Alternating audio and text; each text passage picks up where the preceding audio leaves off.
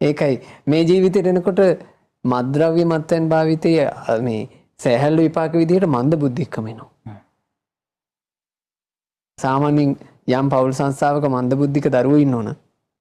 ඒ අම්මලා තාත්තලාට ඒ දරුවා වෙනුවෙන් කරන්න පුළුවන් හොඳම පින්කමක් තමයි. ඔය මද්ද්‍රව්‍ය මත් වතුර භාවිතයෙන් යමෙක් ගැලවෙන්න උත්සාහ කරනවා නම් ඒ බඳු කෙනෙකුට උදව් කරන්න ඕන.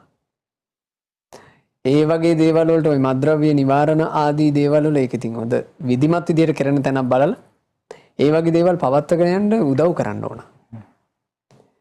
සමහර තියෙනවනේ මද්ද්‍රව්‍ය වලට ඇබ්බැහි වෙච්ච දරුවෝ පුනරුත්ථාපනය කරන තැන් එහෙම. එහෙමයි.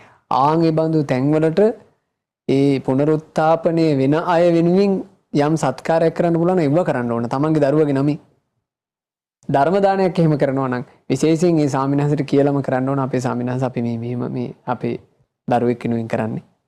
එයාගේ යම් මානසික අසමතුලිතතාවයක් තියෙනවා. මේක එන්න ඇත්තේ ස්වාමින්වහන්සේ අනිවාර්යයෙන්ම මත්ද්‍රව්‍ය මත් වතුර භාවිතයේ විපාකයක් විදිහටනේ. ධර්ම දේශනාවේදී මත්ද්‍රව්‍ය මත් වතුර භාවිතයේ ආදීනව සහ එයින් වැළකීමේ ආනිසංස ගැන බණක් කියනවා නම් හොඳයි. අන්න එහෙමයි මේක හසුරව ගන්න ඕනේ. ඉතින් මම හිතනවා අපිට අපි ගැනම තේරුම් ගන්න දැන් අපි මේ ජීවිතය ඇතුලේ යම් සීකල්පනාවක් ඇතුව හොඳට ඉපදිලා ඉන්නේ. අපි සංසාරේ මත්ද්‍රව්‍ය මත් වතුර පාවිච්චි නොකළ නිසා. එහෙමයි. හැබැයි අපි බලන්න ඕනේ දැන් මොකද කර ඉන්නේ. මේ 80ක් 60ක් 70ක් තියෙන ඩිංගිත්තක් මනුස්ස ජීවිතේ දැන් අවුල් කරගෙනද? දැන් මේ ජීවිතේ මන්ද බුද්ධික කෙනෙක් බොන්නේ. එයා මත්ද්‍රව්‍ය මත් වතුර භාවිතයක් කරන්නේ. හැබැයි හොඳ සීකල්පනාවක් තියෙන අය නේද?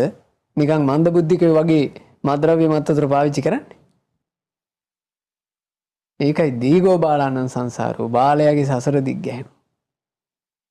ධර්මයෙන් තමයි මේ ගැට ටික ලියා ගන්න තියෙන්නේ. එහෙමයි අපේ සාරා. ඉතින් තමන් ගැන යම් මං හිතනවා මේ කරුණු ටික ඇති. තමන් සම්බන්ධයෙන් යම් සොයන් මේ විවේචනයකට එන්න. පුරුදු විදිහට හොඳ පුරුදුත් ඔයාලට තියෙන්න පුළුවන්. නරක පුරුදුත් තියෙන්න පුළුවන්. හොඳ පුරුදු ටික අකණ්ඩව පවත්වාගෙන යන්න. නරක පුරුදු දුරු කර ගැනීම උදෙසා මේ මනුස්ස ජීවිතයේ ආශිර්වාදයක් කරගන්න.